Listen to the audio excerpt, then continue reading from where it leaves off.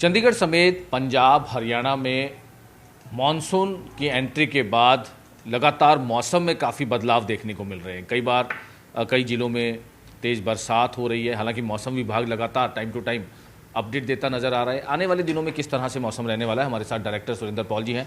Surendra sir, क्योंकि लगातार देख रहे हैं कि मौसम कभी ह्यूमिडिटी हो रही है, कभी टेम्परेचर में जो है वो गिरावट देखने को मिल रही है। चंडीगढ़, पंजाब और हरियाणा में किस तरह का मौसम रहेगा? 3 से 4 दिन में मानसून में ओवरऑल तो कुछ कमी है, क्योंकि अभी मानसून का ज़्यादा असर पहाड़ों पे है अभी इस वक्त। लेकिन 18 के बाद फिर से एक बार मानसून एक्टिव होगा। फिर से बे ऑफ बंगाल की जो एरियाज़ है वहाँ पे मानसून काफ़ी अच्छा हो जाएगा। तो उसके चलते फिर 19 के बाद मैं कह सकता हूँ कि बारिशें फिर शुरू होंगी। अभी तक जो सिचुएशन ये है कि क्योंकि अभी पंजाब का कुछ पोर्शंस और हरियाणा का कुछ एरियाज में बारिश बीच बीच में आएगी, चंडीगढ़ में भी आएगी।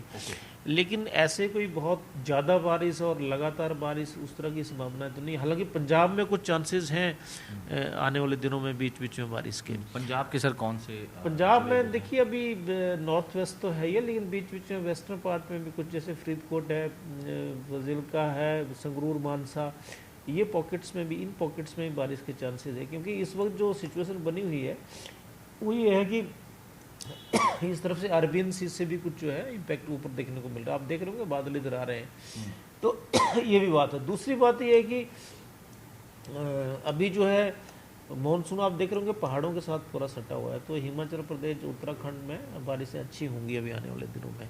और 19 के बाद फिर नीचे हमारे भी यहाँ इसका असर देखने को मिलेगा। सर, क्योंकि इस बार कुछ मानसून कमज़ोर दिखाई दे रहा है, क्योंकि ये भी जानकारी आ रही है कि पाकिस्तान से जो सूखी हवाएं जो आ रही हैं, जिसने मानसून कई जगह पर जो है वो कमज़ोर नहीं, उसका होता है इम्पैक्ट, लेकिन वो सारी चीज़ वो नहीं है। क्योंकि जब मानसून की हवाएं ऊपर चली जाती हैं तो इस यहाँ पे प्लेन्स में जो है वेस्टर्ली और नॉर्थ वेस्टर्ली विंड्स आ जाती हैं जनरली ना। तो वो फिर क्या होता है कि वो समुद्र से नहीं आती, तो मॉइस्चर नहीं लेके आती। तो मानसून में आमतौर पर आपको पता होगा कि हवाएं नीचे से आती हैं। अगर हवाएं इस तरफ से आएंगी तो मानसून को थोड़ा बहुत जो है कमज़ोर करती हैं।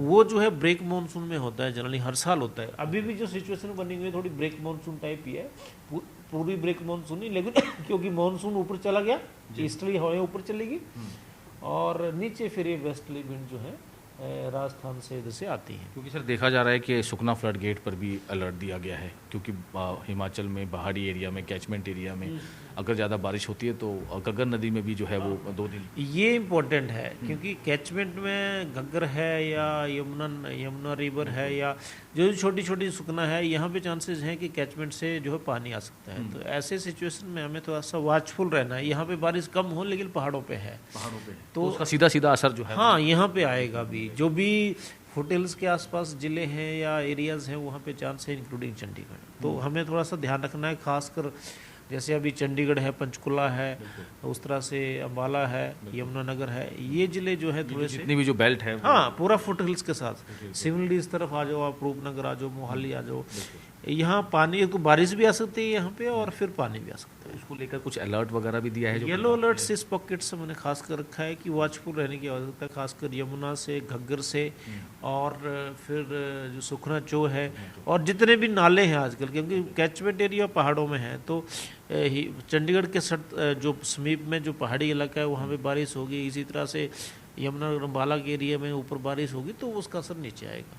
तो बहुत इम्पॉर्टेंट है, वहाँ पर भी अलर्ट जो है वो प्रशासन की तरफ से भी, मौसम विभाग की तरफ से भी लगातार टाइम टू टाइम एडवाइजरी देने की कोशिश की जाती है, लोगों को अवेयर किया जाता है। और जिस तरह से आने वाले दिनों में जैसे सर ने बताया कि 19 से आने वाले जो है 2-3 दिन तेज़ बारिश होगी। हालांकि उससे पहले रुक रुक कर बरसात होगी, लेकिन मानसून जो है वो चलता रहेगा। हालांकि जो कैचमेंट एरिया हैं, ख़ास तौर पर पहाड़ी एरिया से जो लगातार अगर बरसात होती है तो उसका सीधा सीधा जो नदी नाले हैं, जो कैचमेंट एरिया है, सुखना जो है, घग्गर है, जो यमुना है, जो उस वाली तरह की बेल्ट है, उस पर काफ़ी जो है अलर्ट रहने की ज़रूरत है। क्योंकि अगर एकदम तेज़ बहाव पानी का आता है तो उसमें नुकसान भी हो सकता है, जो पिछले दिनों में भी देखा गया। इसलिए बहुत अलर्टनेस, चेतावनी जो प्रशासन की तरफ से भी और मौसम विभाग की तरफ से भी टाइम टू टाइम दी जा रही है।